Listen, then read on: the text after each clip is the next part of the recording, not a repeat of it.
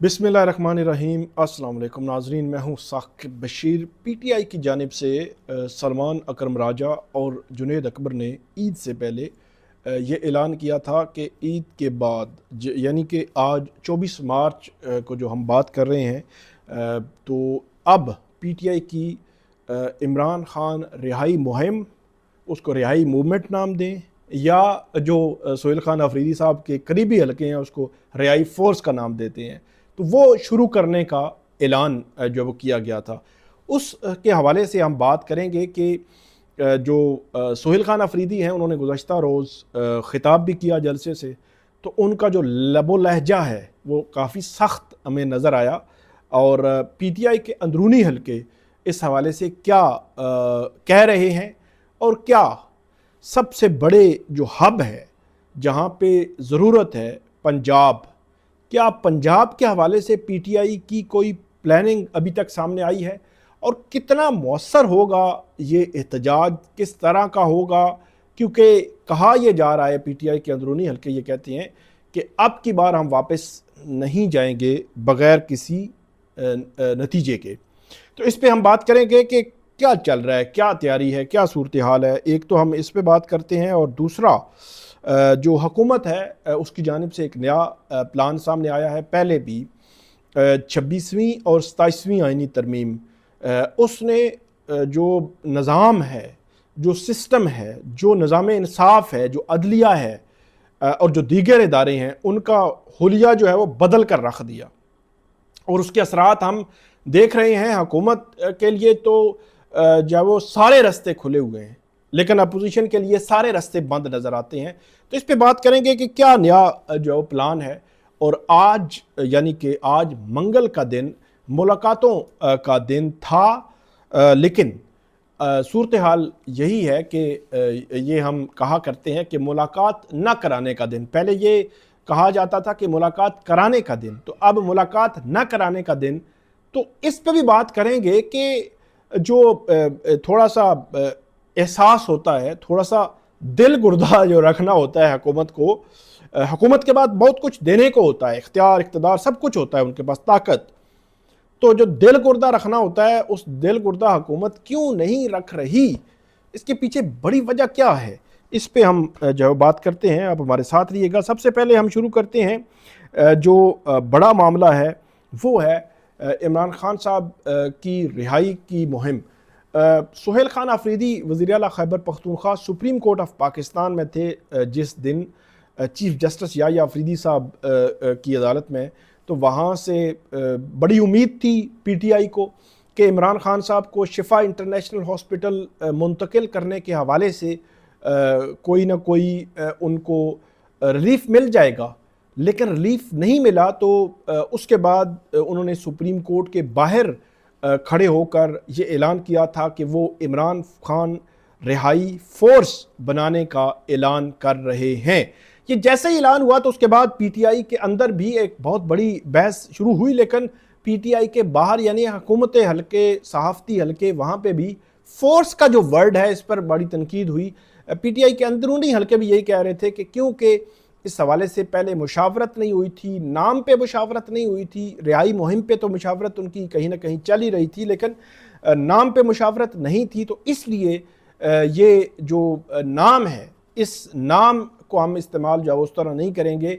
इसीलिए सलमान अकरम राजा और जुनैद अकबर ने रिहाई मूवमेंट का नाम दिया, और ये कहा कि ये आइन और कानून के दायरे के अंदर रहकर ये जो मूवमेंट है वो चलाई जाएगी, और पुरअमन मूवमेंट होगी। इसमें कोई जो है वो ऐसा नहीं होगा कि पुरतशद्दुद मूवमेंट है। उन्होंने ये क्लैरिटी के साथ ये किया, क्योंकि हुकूमत जो है वो इंतज़ार कर रही थी, हुकूमती हल्के ये कह रहे थे कि जो है वो स्टेट विद इन स्टेट या फोर्स आप एक अगर बनाएंगे तो वो गैर आइनी है और हुकूमत उसके खिलाफ एक्शन लेगी।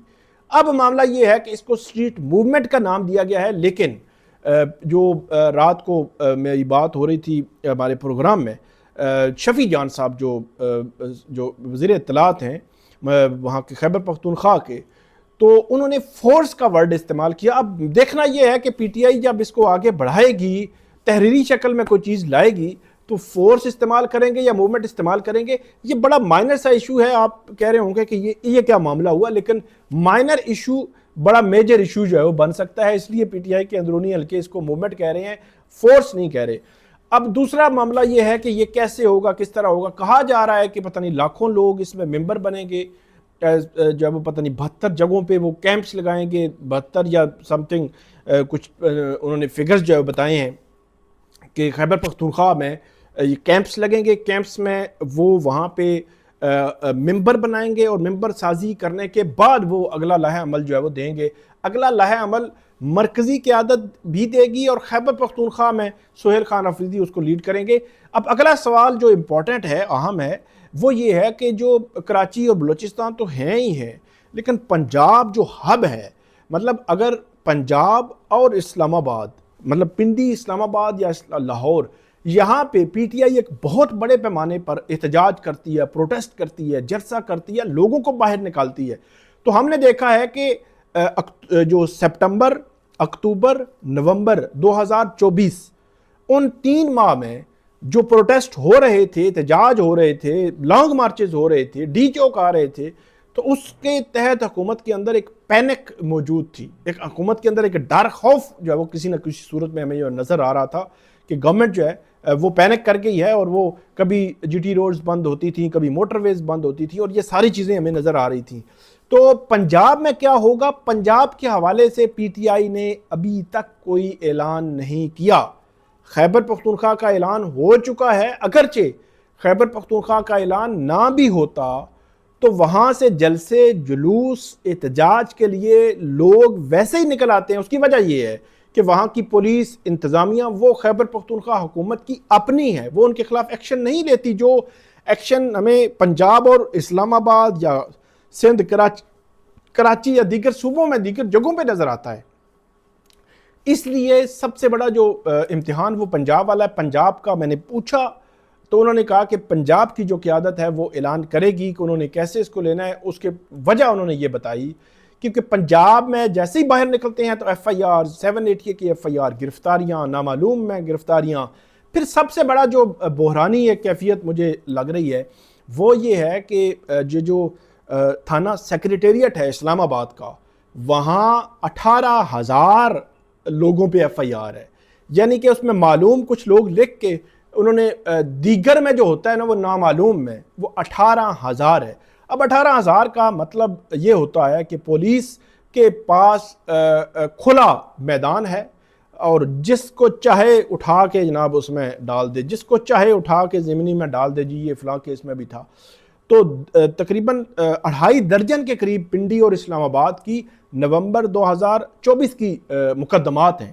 تو ان مقدمات میں وہ ڈال سکتے ہیں. تو یہ ایک بڑا میجر جو ایشو ہوگا اس سارے معاملے میں وہ پی ٹی آئی کے اس لانگ مارچ کو وہ بھی ہے.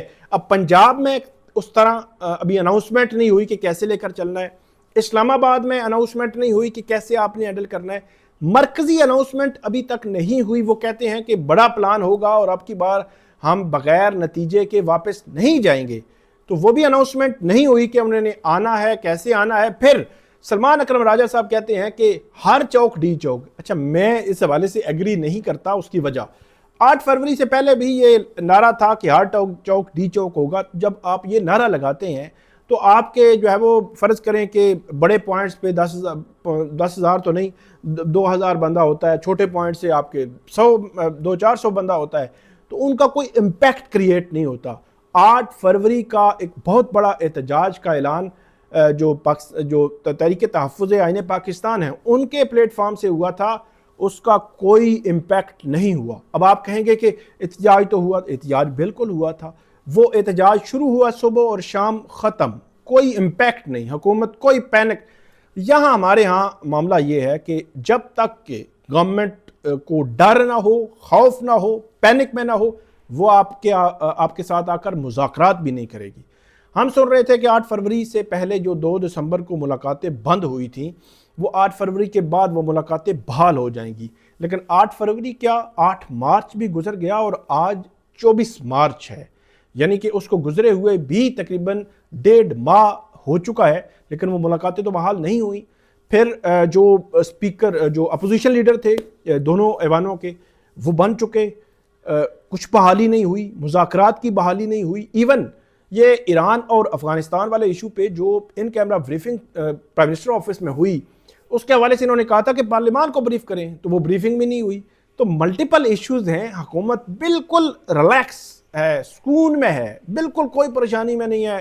اور اس طرح سکون میں نہ وہ ملاقات کروائیں گے، نہ وہ عمران خان صاحب کو شفا انٹرنیشنل ہاسپٹل منتقل کریں گے، نہ ذاتی اب دیکھیں نا کہ ساری چیزیں ختم ہو، ذاتی معالجین تک رسائی دینا تو بنیادی حق ہے نا. کل ان کی صحت کو کوئی معاملہ ہو جائے، حکومت اس لیول پر جو ہے وہ اب گری ہوئی لفظ جو ہے وہ زیادہ ہو جائے گا، لیکن اس لیول تک پہنچ چکی ہے کہ ذاتی معالج تک رسائی نہیں دے رہی. تو آپ اندازہ لگا لیں، رہائی نہیں، ذاتی معالج تک رسائی نہیں، ان کی پسند کے ان کا ٹریٹمنٹ نہیں، ملاقاتیں نہیں، پارٹی کی ملاقاتیں نہیں، بالکل قید تنہائی میں. ایک جو ہے وہ 2 دسمبر کے بعد، یہ ابھی عید کے دوسرے دن قاسم خان جو ہے ان کا ٹویٹ آیا، تو 2 دسمبر کے بعد پہلا پیغام تھا جو ابھی جو ہے وہ آیا ہے 2 دن پہلے. تو اس سے آپ اندازہ لگا لیں کہ جب پینک نہیں ہوگی، ڈر خوف نہیں ہوگا، تو وہ مذاکرات بھی نہیں کریں گے، آپ کو کچھ بھی نہیں دیں گے. تو یہ حالت اس حکومت کی ہو چکی ہے. تو جب تک کہ بھرپور احتجاج نہیں ہوگا، بغیر ڈر خوف کے احتجاج نہیں ہوگا، تو تب تک پی ٹی آئی اپنے وہ مقاصد حاصل نہیں کر سکتی جو وہ حاصل کرنا چاہتے ہیں. حکومت کا ہاتھ اوپر ہی رہے گا. اس کے ساتھ ہی جو حکومت ہے اب مزید آگے بڑھ رہی ہے. 26ویں اور 27ویں آئینی ترمیم کے بعد 28ویں آئینی ترمیم کا بھی جو ہے وہ اب تیاری ہو رہی ہے. اور رانا ثناءاللہ صاحب نے ایک انٹرویو میں کہا ہے کہ 28ویں آئینی ترمیم کے حوالے سے اور جو 18ویں ترمیم ہے اس میں جو ہے وہ ترمیم کے حوالے سے جو پیپلز پارٹی ہے اس کے ساتھ مذاکرات ہو رہے ہیں، اور جب چیزیں آگے بڑھیں گی تو 28ویں ترمیم بھی ہم لے آئیں گے. اب تو ان کو مسئلہ ہی نہیں ہے. جو ہماری جوڈیشری ہے اس نے وہ کام کیا ہے 8 فروری الیکشنز کے بعد کہ وہ ساری مخصوص نشستیں اٹھا کے ان کی جھولی میں رکھ دیں. اب 2/3 میجارٹی ان کے پاس ہے، جب چاہتے ہیں، جیسے چاہتے ہیں، جس طرح چاہتے ہیں وہ ترمیم لے کر آ جاتے ہیں، آگے بڑھ جاتے ہیں. اور اب 28ویں ترمیم کے لیے بھی حکومت تیاری کر رہی ہے. اور 26ویں اور 27ویں ترمیم میں حکومت نے کمزور کیا کس کو؟ نظام انصاف کو. اس کو کنٹرول، اس کا بڑا ایگزیکٹو کا کنٹرول بڑا. حکومت کے خلاف فیصلے نہیں آ رہے. حکومت کے خلاف کوئی آپ دکھائیں نا کوئی فیصلہ کوئی پچھلے 1 سال 1.5 میں آیا ہو. ہم بھی کورٹ رپورٹر ہیں، آپ کو بتا رہے ہیں جتنی بھی بڑے کیسز ہیں ان میں سارے فیصلے حکومت کی جھولی میں ڈالے جاتے ہیں. تو یہ کیا نظام انصاف ہے؟ یہ کیا مطلب یہ کیا جسٹس ہے؟ کیا جوڈیشری ہے؟ تو بہرحال یہ چل رہا ہے. تو 26ویں 27ویں آئینی ترمیم میں یہ حکومت نے کیا، سب کچھ حکومت کو مل رہا ہے اور کچھ نہیں، اپوزیشن کو کچھ نہیں مل رہا. تو یہ اس کا کرکس ہے اس سارے سینیریو میں. تو اب نیا پلان جو ہے وہ 28ویں آئینی ترمیم کا ہے. آخری جو معاملہ ہے وہ ملاقاتیں نہ کرانے کا جو آج دن ہے اس کے حوالے سے کہ 24 مارچ 2025 اور آج جو ہے وہ 24 مارچ 2026 1 سال ہو گیا ہے. ایک آرڈر آیا تھا اور اس آرڈر پر وہ آرڈر جسٹس ڈوگر، جسٹس ارباب اور جسٹس آصف یا اعظم خان تھے. ان 3 ججز نے وہ آرڈر دیا تھا اور ان 3 ججز کے یہ آرڈر تھے. تو اس آرڈر کے بعد آج تک اس آرڈر پر عمل نہیں ہوا. 1 سال، آج پورا 1 سال ہو گیا ہے. تو اندازہ آپ لگا لیں 1 سال میں ایک آرڈر پر عمل نہیں ہوا اور جو عدلیہ ہے وہ ٹس سے مس نہیں ہوئی. اس کا وقار مجروح ہو رہا ہے، اس کی عزت خاک میں مل رہی ہے، وہ ٹس سے مس نہیں ہو رہے. تو اس سے آپ اندازہ لگا لیں کہ ہماری عدلیہ، نظام انصاف کہاں تک پہنچ چکا ہے. سیلریز بڑھ چکی ہیں، پہلے کم ہوتی تھیں، اب 3 ملین کے قریب ہیں. گاڑیاں ہیں، پروٹوکول ہے. جو ہماری آئینی عدالت ہے اس کی تو 4 ملین سے بھی اوپر بتائی جا رہی ہیں اور اس کے راؤنڈ اباؤٹ بتائی جا رہی ہیں. گاڑیاں ہیں، پروٹوکول ہے.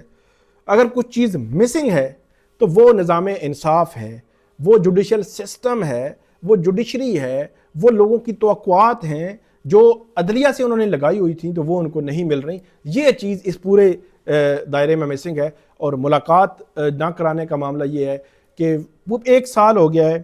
پہلے شروع میں کچھ دن فیملی کی ملاقات ہوتی تھی، وکلا کی اور لیڈرشپ کی ملاقات نہیں ہوئی. اکا دکا شروع میں ہوئیں جب یہ آرڈر آیا تھا، لیکن بعد میں وہ بھی ان کی من مانی مرضی پہ. تو آرڈر کنسنٹ آرڈر تھا، مطلب پی ٹی آئی کے ایک جو کمیٹی تھی اور دو تین لوگوں کی کنوینئر سے، اور اڈیالہ جیل کے حکام نے ایگری کیا تھا کہ منگل جمعرات کو ملاقات ہوا کرے گی، اس پہ عمل درآمد ابھی تک نہیں ہوا، اور اب تو بہنیں جاتی ہیں، دھرنا دیتی ہیں اور واپس آ جاتی ہیں، اور کبھی واٹر کینن بھی اس پر استعمال ہوتا ہے، لیکن آرڈر پر عمل نہیں ہو رہا۔ تو اندازہ لگا لیں کہ ہماری جوڈیشری، ہماری عدلیہ کس نہج پر جو ہے وہ پہنچ چکی ہے۔ آپ کو مزید بھی اپڈیٹ کرتے رہیں گے، ہمیں فیڈ بیک دیجیے گا۔ اللہ حافظ۔